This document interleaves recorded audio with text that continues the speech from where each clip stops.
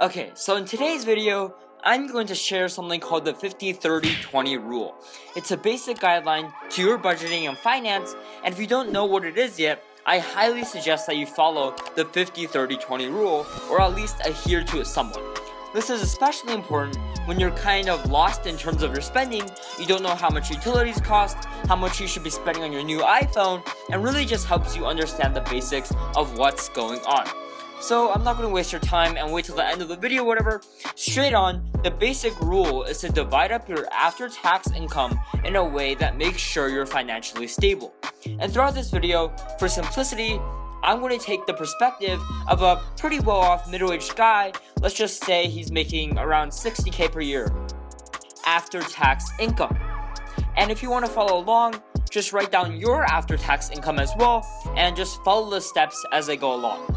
So let's just break it up into 4 different parts, right? Starting off with the 50. What does the 50 mean? So what this means, like I said, this is extremely simple. What this means is that 50% of your after-tax income would go towards your needs. So what are your needs, you might ask?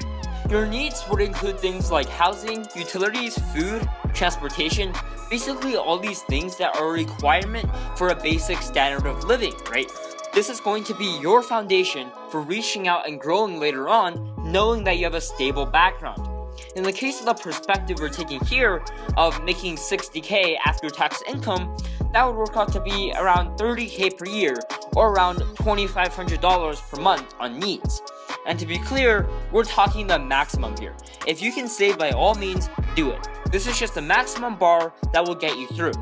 And you see a lot of people, and what they'll do is they'll find a decent house and spend, let's say, $2,400 per month on it. But as you can see, that doesn't really leave room for other things, such as your utilities or food.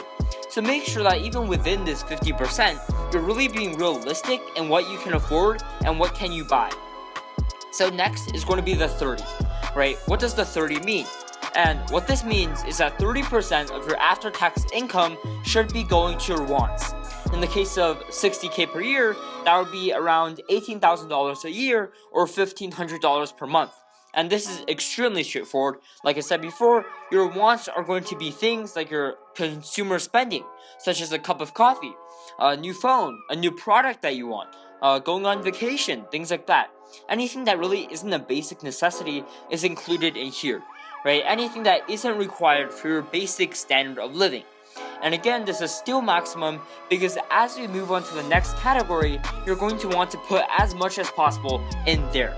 So let's go ahead to the 20%, which is going to be your debt, your savings, and if you want to really grow as a person and in wealth, your investments. And ideally, you want to minimize the 50 and the 30, maybe decrease that down a little bit and try to increase this category right here. And what you see is a lot of wealthy people who have a lot of money, but they're still not spending it because they know that this is going to compound in the future. Their investments are going to compound and make them even richer. And in the long term, they're going to have more wants.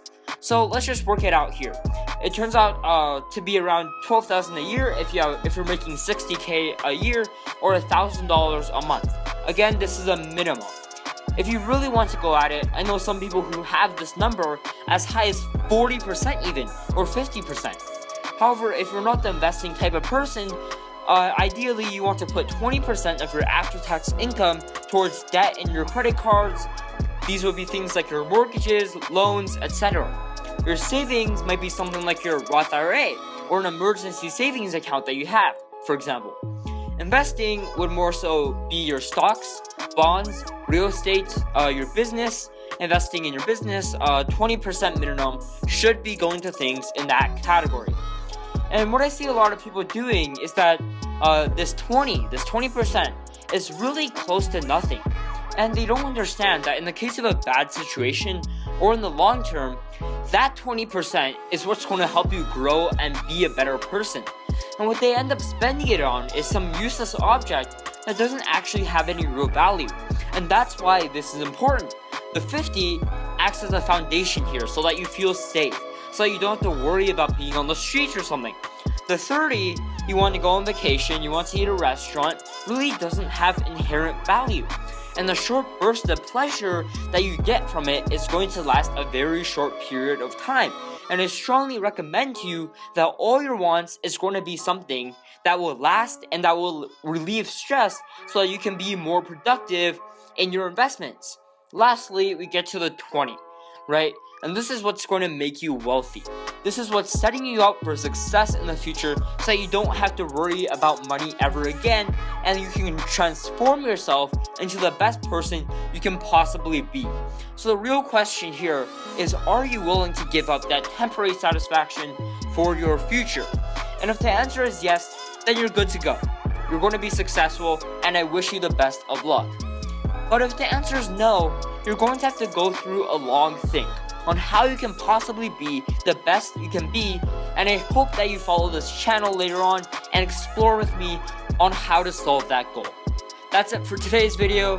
Hope you enjoyed. Do you like this idea? Do you think there's a better way to structure your finances? Maybe you should find out your own distributions, what you're spending on. Maybe some proportions are different from the ones I showed here. Comment all that down below. So again, that's going to wrap it up. Thanks so much for watching, and I'll see you in the next video.